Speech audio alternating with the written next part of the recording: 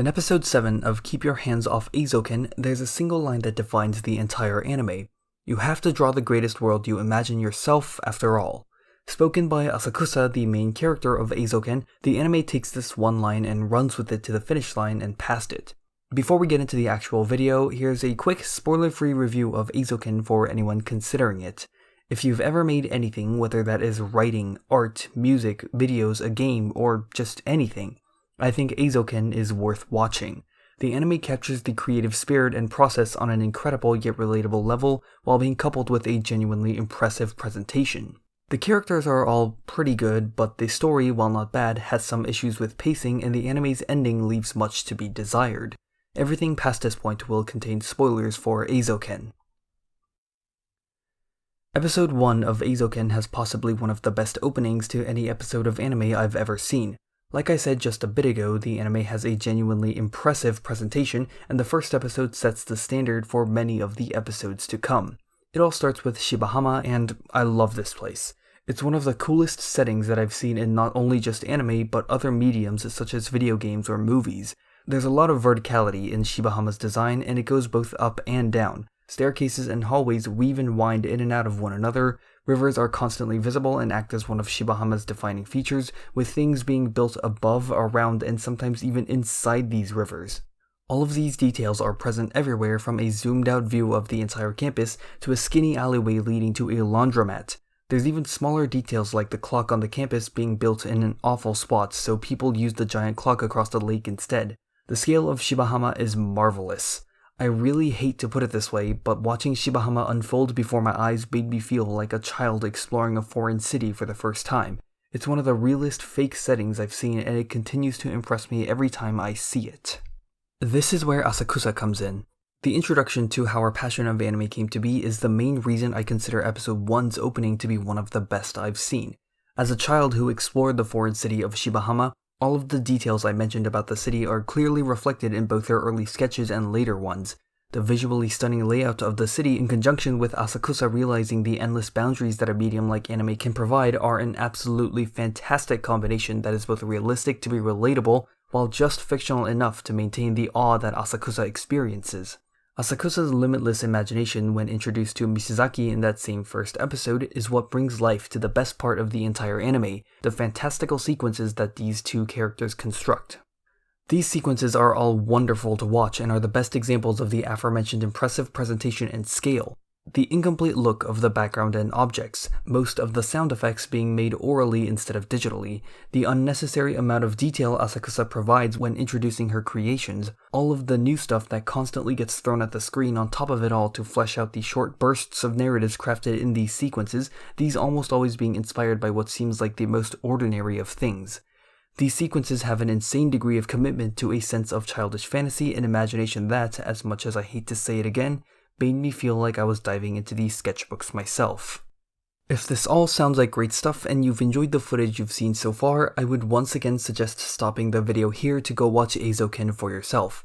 I only say this as what I'm about to say about the story will sound quite negative, and I don't want to discourage anyone from watching what I do think is quite a unique anime. Let's start with the positives while we can, which would be the characters of Eizouken. Kanamori's realistic views centered on productivity and profit versus Asakusa and Misazaki's optimistic and idealistic views centered on the animation itself clash together well in some really well thought out scenes. One example is episode 4 when Kanamori and Misazaki argue over the usage of digital tools for efficiency over hand drawing everything for the effort and authenticity. Episode 6 when Asakusa wants to scrap the robot short entirely because she becomes afraid of people criticizing it, and Kanamori puts her foot down to tell Asakusa exactly what to do in a way that doesn't sound very encouraging but ends up being very encouraging. Or episode 10 when Asakusa is getting inspired by literally everything she sees while Kanamori is constantly telling off Asakusa to do the one thing she keeps on not doing. There is one detail that stood out more than others in regards to the characters. It's incredibly difficult to nail down exactly what motivates Asakusa to draw, but I think that's the point. Kanamori and Misazaki don't have a clear explanation for it either. The sporadic nature of her motivation lines up perfectly with their tendency to get pulled into these grand fantasies of hers. It actually strikes quite a nice balance with the other members. Kanamori knows next to nothing about animation and her main motivation is productivity and profit. Mizusaki is almost always motivated to draw not only because she is fascinated by movement, but since her parents strongly oppose the idea of her becoming an animator. Asakusa becomes a middle point between those two ends, and this adds more to the dynamics within the club. To offset the big and impressive presentation of the anime, the story is very modest. I need to make it very clear that when I call the story modest, it does not mean that the story is bad. In essence, it's about Asakusa, Kanamori, and Mizusaki as they start an animation club under the ruse of a film research club. The anime is divided into 3 arcs, if you want to call it that, where in each arc they create a new animated short for one reason or another. This simple, small story about a film club inspiring the grand events that happen in the fantasy sequences is what makes Eizouken's story so difficult for me to cover. If you take the sequences out and isolate the story, then it's hard to say whether or not the story becomes better or worse.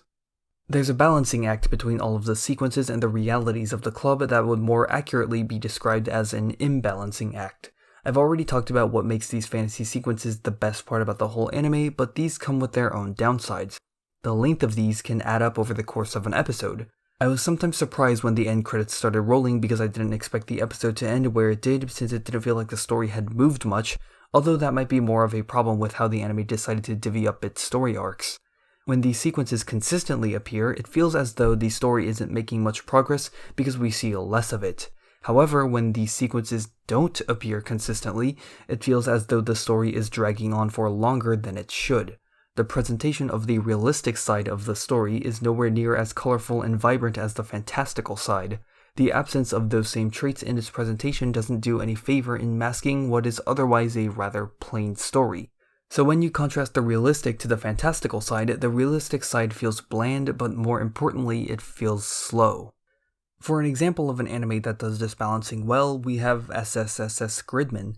Instead of the fantasy sequences, we have big kaiju fights. The difference here is that Gridman finds a way to tie these fights together with its smaller realistic side. What happens in these fights have lasting impacts on the smaller scale and how characters act.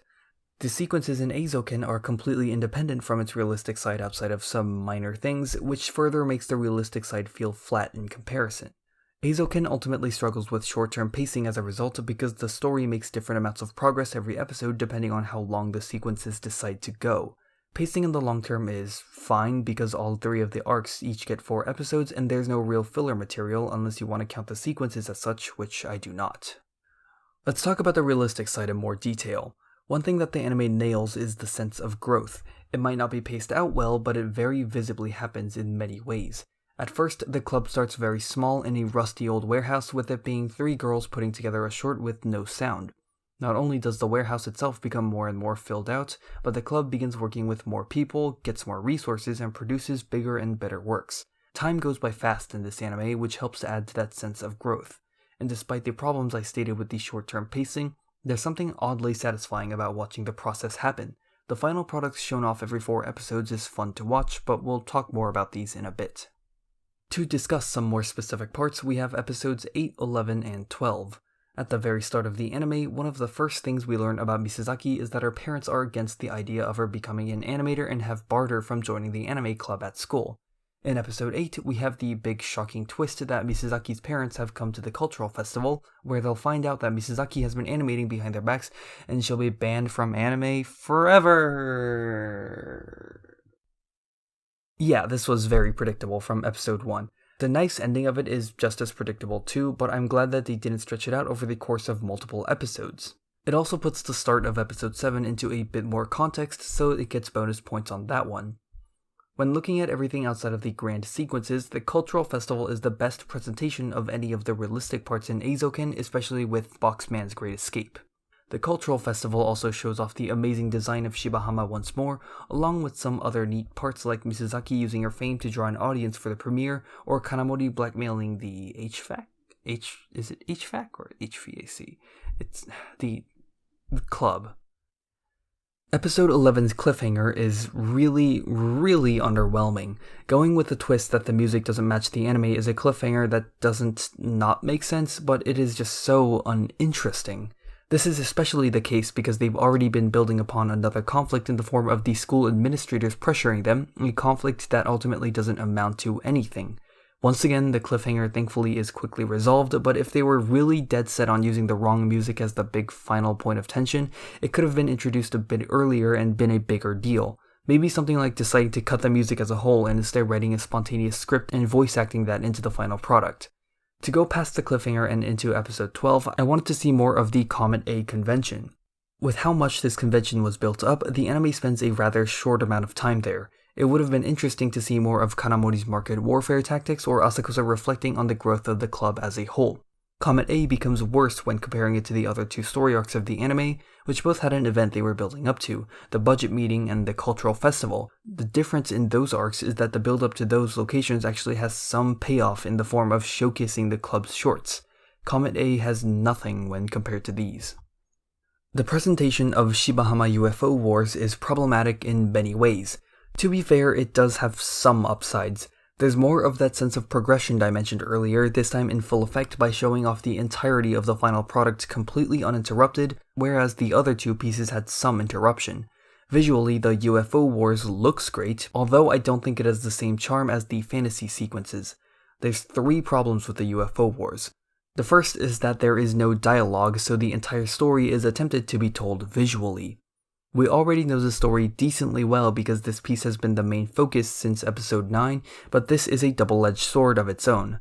Because we know the story enough, it does stop us from getting too lost or too confused. On the other hand, because we know the story enough, the final piece feels more like a recap than anything. Aside from the new ending to it given in episode 12, there's no big twist or surprise to catch us off guard, so the UFO Wars is quite stale in the narrative department. The second problem, and what was my personally worst problem, was that the music choice was awful. I get that it's not supposed to fit the short because that was the big cliffhanger, but I think the anime went too far with it. I completely understood that the music didn't fit within the first 30 seconds of the short, and it really did not need to last over 7 uninterrupted minutes. I will admit that this is the least of the UFO Wars' problems, it's just the one that bothered me the most. The third problem, and what is actually the worst problem with the UFO Wars, is that it's completely uninterrupted. The 2 previous shorts consistently cut back to audience reactions and simulated 4D-esque effects to really sell the feeling of the shorts. Those 2 were really helped by those interruptions as it adds another dimension to the shorts outside of the audio-visual ones. I didn't realize just how important these interruptions were until they were completely omitted for the UFO Wars, and this lack of interruption exacerbates all of the issues created by the absence of dialogue, most of the story being foretold, and the intentionally poor choice of music. Obviously, this was meant to be a big moment in the anime with the club watching something they made for the first time, but it failed to stick the landing. All of this bundled together with the underwhelming cliffhanger leading into episode 12 and the lack of time spent at the Comet A convention leaves Eizouken's ending in a poor spot. This ending leads to what is the anime's fatal flaw. Eizouken feels incomplete. It's not incomplete in a way that there was more tease to come in a future season like Zombieland Saga or The Promised Neverland. It's not incomplete in a way that it ends on a cliffhanger like Season 2 of One Punch Man. Eizouken is incomplete in the literal sense of the word. It feels unfinished. The story arcs present from episodes 1 through 4 and 5 through 8 each had a conflict of some kind. The first set of 4 episodes had the conflict of trying to impress the student council in order to secure a budget for the club. The second set of 4 episodes had a few smaller ones strung together, like disagreements with the robotics club, Asakusa losing her confidence in the short, or Misuzaki's parents coming to the festival. The third set of 4 episodes has 2 conflicts it presents, but neither are resolved in a satisfactory manner. The first one is the school board pressuring the club into not participating in Comet A, while the second one is the music not matching the short. The first conflict simply disappears without resolution. The second conflict does get resolved, but that resolution is baked into the Shibahama UFO Wars, whose problems we've already talked about. Because the resolutions to these conflicts are either non-existent or lackluster, the story in the final set of 4 episodes feels incomplete and leaves Eizouken feeling the same way. The ending does have a big cinematic shot as it zooms out from the warehouse while referencing the shorts the club worked on and some of the sequences they fantasized, but that results in the ending having style with no substance. The applause and fanfare that the anime wants at the end feels undeserved because of its empty ending and the imbalance between its reality and fantasies. And this is all unfortunate because if this wasn't the case, I think Eizouken could have been deserving of that celebration. So, okay. Thanks for sticking around. throughout the duration of the video. If you liked this video, then maybe consider checking out some of my other stuff. I know that long videos are understandably off-putting, but there are a few other sub 20-minute videos on my channel similar to this one that might be easier to watch. If you happen to enjoy some of that other content, then maybe consider subscribing. I know it's super cliche to say, but it would mean a lot to me. Every sub goes a long way for a channel as small as mine.